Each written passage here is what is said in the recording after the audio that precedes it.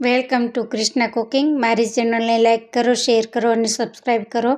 આજે આપણે ખાંડની ચીક્કી બનાવવાના છીએ। આ થોડીક ચેલેન્જ છે। એ બજારની પાતળી થાય છે કે મારા ઘરની પાતળી બનાવેલી છે। એ મારા છોકરાએ મને ચેલેન્જ કરેલી છે કે મમ્મી બજાર જેવી ચીક્કી તમે પણ ઘરે આનાથી પણ પાતળી બનાવીને આપો। તો એના માટે આપણે પહેલાં તો તેલથી જે જગ્યાએ વણવાનું છે એના માટે તેલ લગાવી લેશું ને વેલણમાં પણ આપણે તેલ લગાવી લેશું ને બીજી બાજુ પેન ગરમ કરવા મૂકી દીધી છે।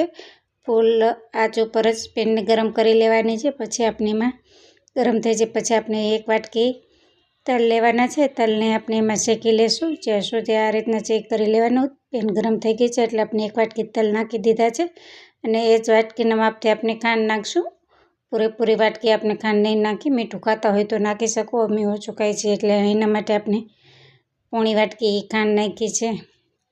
બે જ વસ્તુથી આપણે બનાવવાના છીએ અને બજારમાં જે મળે છે એ ચીક્કી શેકેલી નથી હોતી અને હું શેકેલી બનાવું છું। તમે કઈ રીતના બનાવો છો તે મને કમેન્ટ કરજો ને મારી રેસીપી તમને કેવી લાગે છે એ પણ કમેન્ટ કરજો। શેકી લીધા પછી આપણે એને એક ડીશમાં ઠંડી થવા દઈશું અને એ જ પેનમાં આપણે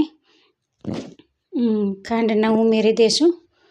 ખાંડ ઉમેરી દીધા પછી આપણે એને કાંઈ કરવાનું નથી, એમને બધી પેનમાં ફેલાવી લેવાની છે અને એને ફેલાવી લીધા પછી આપણે ગરમ થવા દઈશું એમનું। Sorry ass DJ.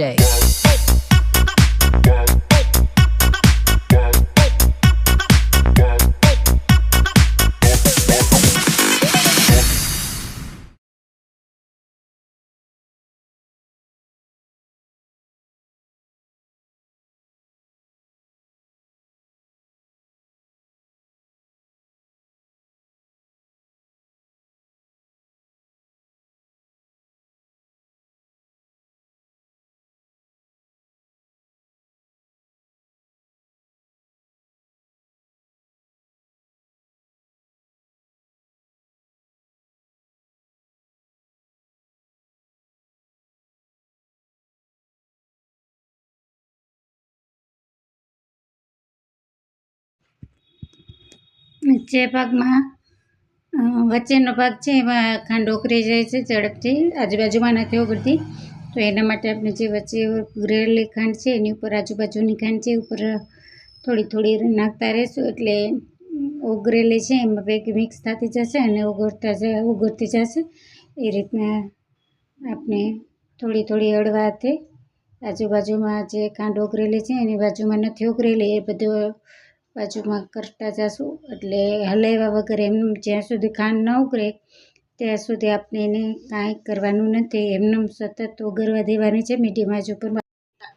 આ રેસીપી એકદમ સરળ છે, છેલ્લે સુધી જોશો તો જ સમજાશે અને પહેલી વખતમાં બનાવશો તો પણ એકદમ સરસ પરફેક્ટ થશે। એટલે વિડીયો એન્ડ સુધી જોજો તો જ એકદમ રેસીપી સમજાશે તમને।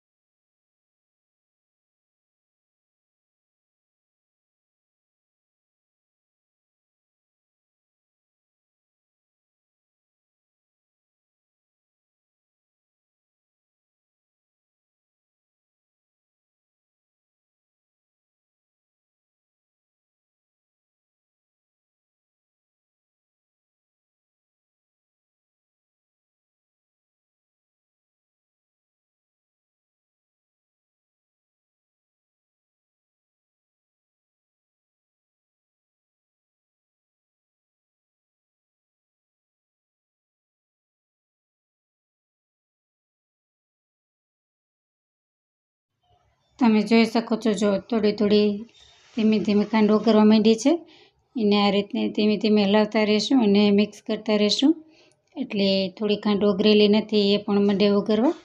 થોડું એવી ચમચામાં ચોટશે પણ એ પછી બનશે ઓગળવા એને હારે મિક્સ કરશું એટલે આ રીતે આપણે ખાંડને બધી મીડિયમ આંચ ઉપર જ્યાં સુધી ખાંડની ચાસણી ન આવી જાય અને તલ આપણે ન નાખી ત્યાં સુધી સતત મિક્સ કરતું રહેવાનું છે એમાં।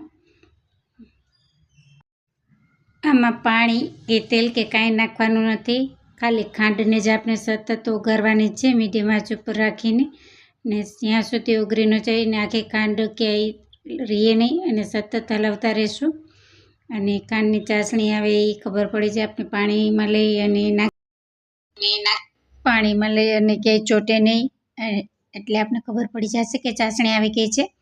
અને આપણે જે શેકેલા તલ હતા એ ઠંડા થઈ ગયા છે અને આ ચાસણી આવી ગઈ છે. એમાં આપણે નાખીને મિક્સ કરી લેશું. બધા મિક્સ કરતા જશું, મીડિયમ આંચ ઉપર જ રાખશું. પછી ગેસ બંધ કરી દઈશું અને નીચે ઉતારીને આપણે જે જગ્યાએ તેલ લગાવેલું છે એ જગ્યા ઉપર નાખીને આપણે સતત ફટાફટ સ્પીડમાં આ કામ કરવાનું છે. વણી લેશું. જ્યાં સુધી ગરમ હશે ત્યાં સુધી જ વણાશે, પછી નહીં વણાય. Sorry ass DJ. Sorry ass DJ.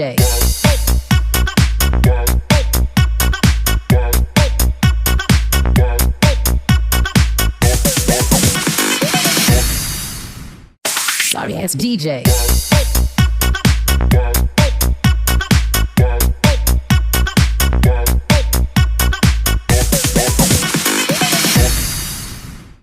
Sorry ass DJ.